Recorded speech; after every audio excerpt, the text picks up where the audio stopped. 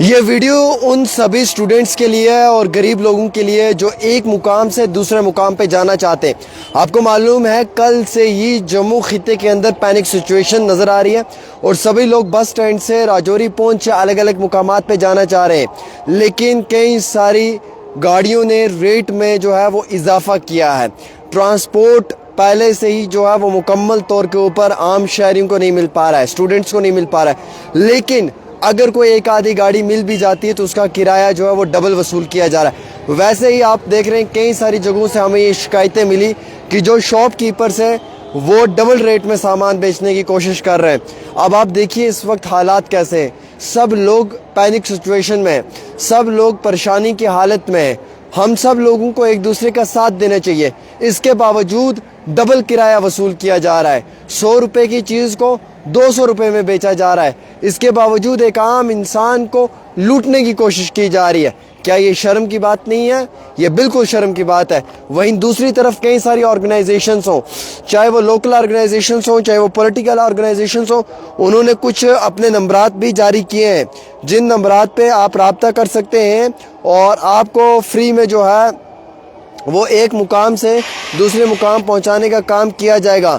अब ये कुछ नंबरात जो हैं वो हम भी कोशिश कर रहे हैं कि हमारे पास पहुंचे और हम आपसे साझा करने की कोशिश करें, लेकिन आप इस चीज़ के ऊपर सोचने की कोशिश करें कि एक गरीब पे जुल्म है जनाब, बहुत बड़ा जुल्म है।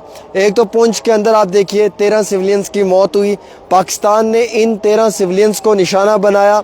मासूम से जो छोटे छोटे बच्चों की मौत हुई वो इस दुनिया फ़ानी से चल बसे हैं। कारी साहब शहीद हो गए, उसके साथ 50 से ज़्यादा लोग शदीद तौर पे ज़ख्मी हुए, घायल हुए।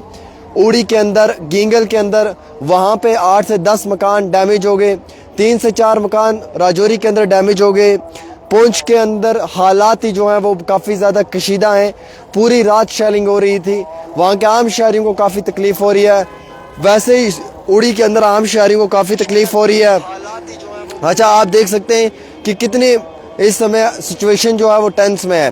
फिर अगर कोई एक आम इंसान अपने घर जाना चाहता है, कोई गरीब बच्चा अपने घर की जानिब रवाना होना चाहता है, या कोई एक लोकल या नॉन लोकल वहाँ से निकलकर अपने घर की तरफ रवाना होना चाहता है, तो उस समय भी उन्हें जो है वो मुश्किलात आ रही है। ड्राइवर्स ने डबल रेट की हुई है गाड़ियों की, शॉपकीपर्स ने 100 रुपये की चीज़ को 200 रुपये में लगाया हुआ है। यही वक्त हमेशा नहीं रहेगा, इंसानियत बड़ी चीज़ होती है। आज अगर आप 100 रुपये की चीज़ को 200 रुपये में बेचकर पैसे 10 कमा भी लोगे तो उससे क्या ही बना लोगे आप? किसी गरीब को लूट लोगे तो कैसे लूट लोगे आप? पैनिक होने की ज़रूरत नहीं है, सिचुएशन अंडर कंट्रोल है। कई सारे स्टूडेंट्स पैनिक हैं, वो निकल रहे हैं जम्मू से। कई सारे स्टूडेंट पैनिक हैं, वो कश्मीर आना चाहते हैं। कई सारे स्टूडेंट्स पैनिक हैं जो डोडा किश्तवाड़ जाना चाहते हैं। उनके पेरेंट्स पैनिक हैं। पैनिक मत हो आप, सब ठीक है। कल रात मैंने आपको बताया था कि सब ठीक है, कुछ नहीं होगा। देखिए कुछ भी नहीं हुआ, सब ठीक है।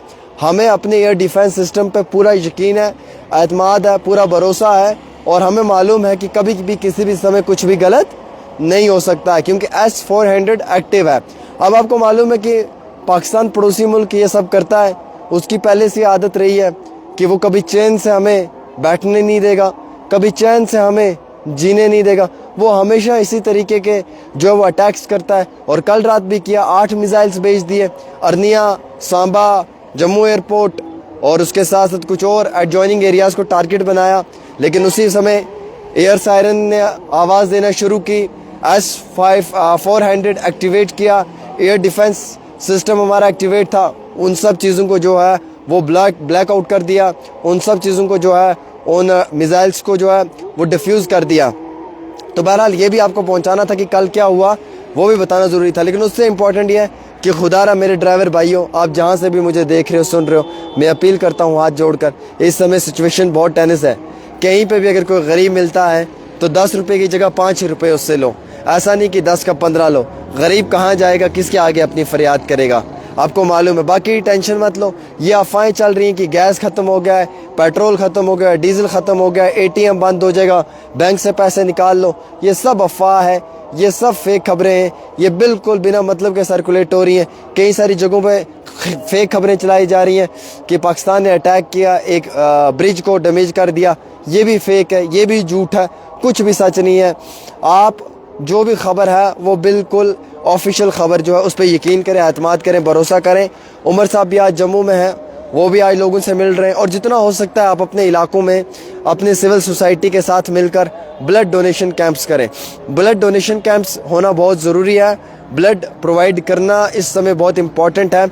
डिस्ट्रिक्ट एडमिनिस्ट्रेशन पुंछ काम तो कर रही है, लेकिन कई सारे हिस्सों में डिस्ट्रिक्ट एडमिनिस्ट्रेशन पुंछ फेलियर भी होते हुए नज़र आ रही है, क्योंकि कई सारे लोगों का कहना है कि वहाँ पे एडमिनिस्ट्रेशन के लोग नहीं पहुँच पा रहे हैं जहाँ पे पहुँचने की ज़रूरत है। कई सारे लोग मुश्किलात के अंदर हैं।